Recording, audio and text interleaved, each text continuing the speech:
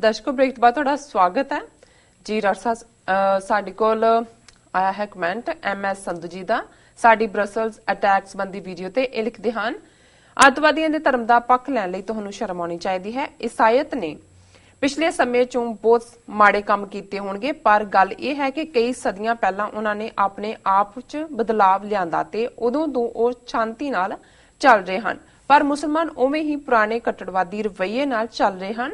ਜਦੋਂ ਸਿੱਖੀ ਵੱਲ ਦੇਖੀਏ ਤਾਂ ਇਸਲਾਮ ਵੱਲੋਂ ਸਿੱਖਾਂ ਤੇ ਕੀਤੇ ਜ਼ੁਲਮਾਂ ਨੂੰ ਨਜ਼ਰ ਅੰਦਾਜ਼ ਕਰਨ ਲਈ ਤੁਹਾਨੂੰ ਸ਼ਰਮ ਆਉਣੀ ਚਾਹੀਦੀ ਹੈ। ਤੁਸੀਂ ਇਸਲਾਮ ਦੀ ਕਠਪੁਤਲੀ ਤੋਂ ਬਿਨਾਂ ਕੁਝ ਵੀ ਨਹੀਂ ਹੋ ਤੇ ਇਸ ਦਾ ਵੱਡਾ ਕਾਰਨ ਇਹ ਹੈ ਕਿ ਤੁਹਾਡੀ ਇਸ ਨੀਤੀ ਲਈ ਤੁਹਾਨੂੰ ਜ਼ਿਆਦਾ ਫੰਡਿੰਗ ਮੁਸਲਮਾਨਾਂ ਖਾਸ ਕਰਕੇ ਪਾਕਿਸਤਾਨ ਮੁਸਲਮਾਨਾਂ ਤੋਂ ਆਉਂਦੀ ਹੈ। ਤੁਸੀਂ ਇਸ ਬਾਰੇ ਗਲਤ ਹੋ ਕਿ ਇਸਲਾਮ ਸ਼ਾਂਤੀ ਦਾ ਧਰਮ ਹੈ। ਇਹ ਮੁਸਲਮਾਨਾਂ ਵੱਲੋਂ ਫੈਲਾਇਆ ਗਿਆ ਇੱਕ ਝੂਠ ਹੈ। ਇਸਲਾਮ ਦਾ ਮਤਲਬ ਹੈ ਅਧੀਨਗੀ ਅਤੇ ਸਮਰਪਣ। ਜੀ ਡਾਕਟਰ ਸਾਹਿਬ। MS ਸੰਧੂ ਜੋ ਵੀ ਨੇ, ਮੁਰਲੀ ਮਨੋਹਰ ਜੋਸ਼ੀ ਨੇ ਕਿ ਮੁਰਾਰੀ ਲਾਲ ਨੇ ਕਿ ਰਾਮ ਪ੍ਰਸ਼ਾਦ ਨੇ, ਹੈ ਤਾਂ ਇਦਾਂ ਦੇ ਹੀ ਨੇ, ਪਰ ਹੁਣ ਤਾਂ ਸੰਧੂ ਸਾਹਿਬ ਬਣੇ ਹੋਏ ਨੇ ਜੀ। ਇਹਨਾਂ ਦਾ ਸ਼ੁਕਰੀਆ, ਉਹਨਾਂ ਨੇ ਲਿਖਿਆ। ਵੈਸੇ ਚੰਗਾ ਹੋਏ ਜੇ ਇਹਨਾਂ ਦੇ ਕੋਈ ਇਸਲਾਮਿਕ ਜਾਂ ਪਾਕਿਸਤਾਨ ਨਾਲ ਸੰਬੰਧ ਹੋਣ, ਕੋ ਸਾਨੂੰ ਪੈਸੇ ਦਵਾ ਦਵੂ ਦੇਣ, ਕੋਈ ਹੋਰ ਕੰਮਕਾਰ ਕਰੀਏ ਇੱਥੇ, ਕੋਈ ਵੱਡੇ ਲੈਵਲ ਤੇ ਇਹਨੂੰ ਸਪਰੈਡ ਕਰੀਏ, ਫਿਰ ਸਾਨੂੰ ਇੱਕ ਬੈਗਿੰਗ ਬਾਲ ਦੇ ਨਾਲ ਤੇ ਨਾ ਕਹਿਣਾ ਪਏ ਆਪਣੀ ਕੌਮ ਤੋਂ ਡਾਲਰ ਮੰਗਣਾ ਪਏ। ਕਾਸ਼ ਕੋਈ ਸਾਡੀ ਵੀ ਮਦਦ ਕਰ ਰਿਹਾ ਹੁੰਦਾ, ਕਿਸੇ ਪਾਸਿਓਂ ਕਰ ਰਿਹਾ ਹੁੰਦਾ। ਇਹਨਾਂ ਨੂੰ ਇੰਡੀਆ ਵਾਲਿਆਂ ਨੂੰ ਤੁਸੀਂ ਕਰ ਦਿਓ ਮਦਦ ਸਾਡੀ, ਤੁਸੀਂ ਤਾਂ ਆਪਣਾ ਪਿਓ ਨੂੰ ਵੇਚਣ ਤੱਕ ਜਾਂਦੇ ਹੋ ਖੁਦਗਰਜ਼ੀ ਦੇ ਵਿੱਚ। ਸੋ ਕੁੱਲ ਮਿਲਾ ਕੇ ਮੈਂ ਸਮਝਦਾ ਵੀ ਲਿਖਤ ਆਪਣੇ ਆਪ ਦੇ ਵਿੱਚ ਇਹ ਦੱਸਦੀ ਹੈ ਕਿ ਕਿਸ ਕਦਰ ਇਹਨਾਂ ਹਿੰਦੂ ਤਵੀਆਂ ਦੇ ਵਿੱਚ ਇਸਲਾਮ ਦੇ ਲਈ ਔਰ ਘੱਟ ਗਿਣਤੀਆਂ ਲਈ, ਕਿਉਂਕਿ ਇੱਕ ਸਿੱਖ ਨੂੰ ਐਡਰੈਸ ਕਰ ਰਹੇ ਨੇ, ਇਹ ਇਸਲਾਮ ਦਾ ਨਾਂ ਲੈ ਰਹੇ ਨੇ, ਕਿਸੇ ਹੋਰ ਨੂੰ ਕਰਨਗੇ ਫਿਰ ਅਦਰ ਵੇ ਰਾਉਂਡ ਲੈਣਗੇ ਜੀ। ਹੁਣ ਉਹ ਸਾਨੂੰ ਕਹਿੰਦੇ ਜੀ ਤੁਹਾਨੂੰ ਸ਼ਰਮ ਆਉਣੀ ਚਾਹੀਦੀ ਹੈ, ਤੁਸੀਂ ਅੱਤਵਾਦੀਆਂ ਦਾ ਪੱਖ ਲੈ ਰਹੇ ਹੋ।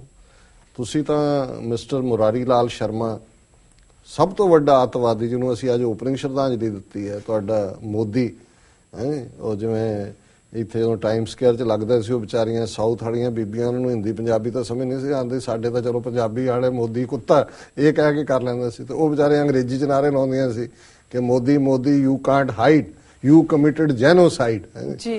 ਤੇ ਉਹ ਹਾਈਡ ਤਾਂ ਹੋ ਰਿਹਾ, ਹਾਈਡ ਨਾ ਹੁੰਦਾ ਤੇ ਹੁਣ ਉਹ ਇੱਥੇ ਜਿਹੜਾ ਤੁਰਿਆ ਫਿਰਦਾ ਹੋ ਗਿਆ ਹਾਈਡ, ਕਿਉਂਕਿ ਦੁਨੀਆ 'ਚ ਝੂਠ ਵਿਕਦਾ ਹੈ, ਨਿੱਜੀ ਹਿੱਤ ਜੁੜੇ ਹੋਏ ਨੇ।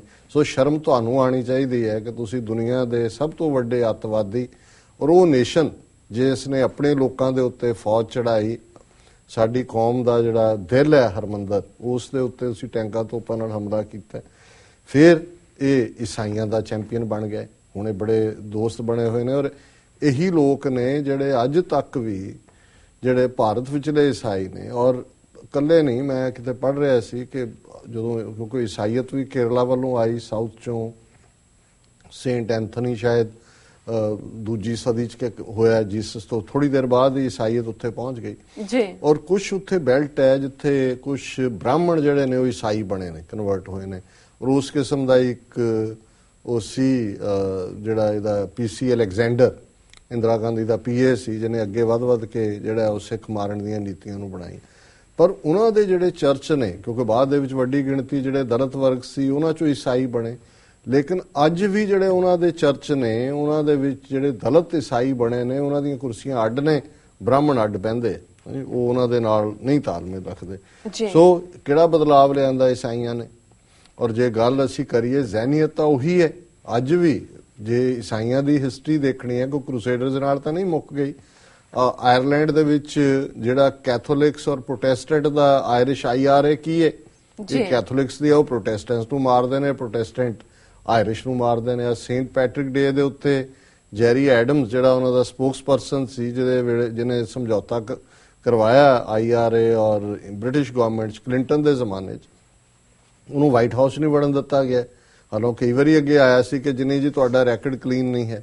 ਸੋ ਅੱਜ ਵੀ ਜਿਹੜੀ ਇਹ ਕੈਥੋਲਿਕ ਔਰ ਪ੍ਰੋਟੈਸਟੈਂਟ ਦਾ ਤਾਂ ਹੁਣ ਤੱਕ ਰਿਹਾ ਇੱਕ ਦੂਸਰੇ ਦਾ, ਔਰ ਜੋ ਕੁਛ ਬਾਕੀ ਥਾਵਾਂ ਤੇ ਹੁੰਦਾ ਹੈ, ਜੋ ਕੁਛ ਚੱਲ ਰਿਹਾ ਹੈ, ਬੇਸ਼ੱਕ ਅੱਜ ਕਿਤੇ ਡੈਮੋਕ੍ਰੇਸੀ ਦਾ ਝੰਡਾ ਚੁੱਕਿਆ, ਕਿਤੇ ਹੋਰ ਚੁੱਕਿਆ, ਲੈ ਦੇ ਕੇ ਜਿਹੜੀ ਮੈਂਟੈਲਿਟੀ ਹੈ ਉਹ ਤਾਂ ਉਹੀ ਹੈ। ਤੁਸੀਂ ਕਿਸੇ ਨੂੰ ਆ ਡੋਨਲਡ ਟਰੰਪ ਤੁਹਾਡਾ ਸਭ ਤੋਂ ਵੱਡਾ ਇੱਥੇ ਜਿਹੜਾ ਹੁਣ ਰਿਪਬਲਿਕਾਂ ਦਾ ਅੱਗੇ ਉੱਭਰ ਰਿਹਾ ਕੈਂਡੀਡੇਟ, ਉਹ ਕਹਿੰਦਾ ਪੈਕ ਕਰ ਦਿਓ ਮੁਸਲਮਾਨ ਨੂੰ ਤਾਂ ਇੱਥੇ ਵੜਨ ਨਾ ਦਿਓ।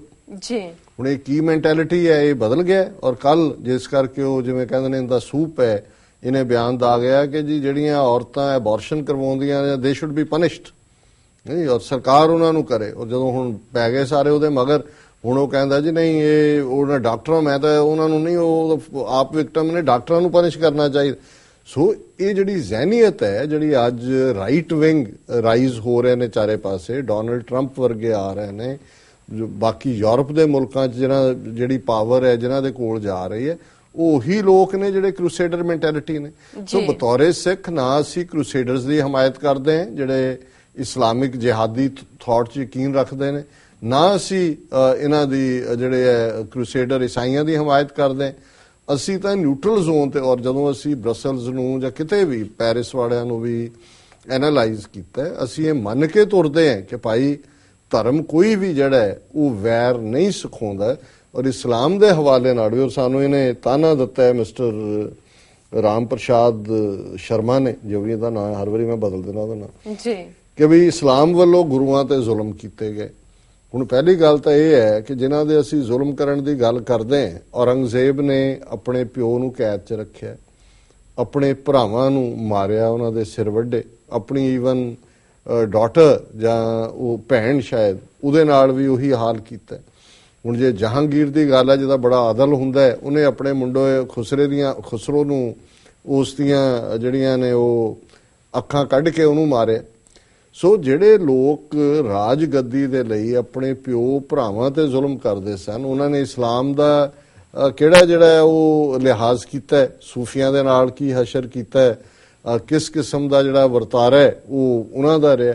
ਲੇਕਿਨ ਉਦੋਂ ਵੀ ਸਾਡੀ ਲੜਾਈ ਜਿਹੜੀ ਹੈ ਉਹ ਜ਼ੁਲਮ ਦੇ ਖਿਲਾਫ ਸੀ। ਜੇ ਜ਼ੁਲਮ ਦੇ ਖਿਲਾਫ ਨਾ ਹੁੰਦੀ ਤੇ ਫਿਰ ਭਾਈ ਮਰਦਾਨਾ ਗੁਰੂ ਨਾਨਕ ਸਾਹਿਬ ਦੇ ਸਾਥੀ ਨਾ ਹੁੰਦੇ, ਮੁਸਲਮਾਨ ਰਬਾਬੀ ਗੁਰੂ ਘਰ 'ਚ ਕੀਰਤਨ ਨਾ ਕਰਦੇ, ਫਿਰ ਉਹ ਪੀਰ ਬੁੱਧੂ ਸ਼ਾਹ ਹੋਏ, ਉਹ ਜਿਹੜੇ ਜਿਨ੍ਹਾਂ ਨੇ ਔਖੇ ਵੇਲੇ ਆਪਣੇ ਪੁੱਤਰਾਂ ਦੇ ਮੁਰੀਦਾਂ ਦੇ ਨਾਲ ਆ ਕੇ ਸ਼ਹੀਦੀਆਂ ਪਾਈਆਂ, ਔਰ ਨਬੀ ਖਾਨ ਗਨੀ ਖਾਨ ਵਰਗੇ ਪਠਾਨ, ਸੈਯਦ ਜਿਹੜੇ ਜਿਨ੍ਹਾਂ ਨੇ ਆ ਕੇ ਜਨਰਲ ਜਿਹੜਾ ਫੌਜ ਦਾ ਸੀ ਗੁਰੂ ਦੇ ਚਰਨਾਂ 'ਚ ਸਿਰ ਰੱਖਿਆ, ਉਹ ਵੀ ਤਾਂ ਮੁਸਲਮਾਨ ਸਨ।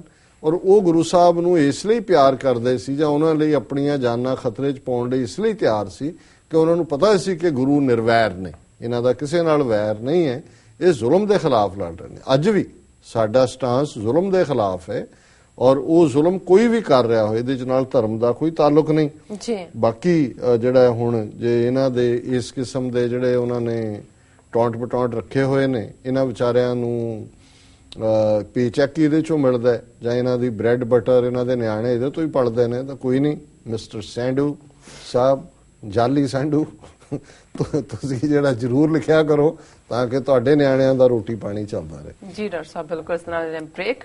ਵਿਊਅਰਸ, ਤੁਸੀਂ ਇਸ ਤਰ੍ਹਾਂ ਬਣੇ ਰਹੋ, ਮਿਲਦੇ ਹਾਂ ਛੋਟੇ ਵਕਫੇ ਤੋਂ ਬਾਅਦ।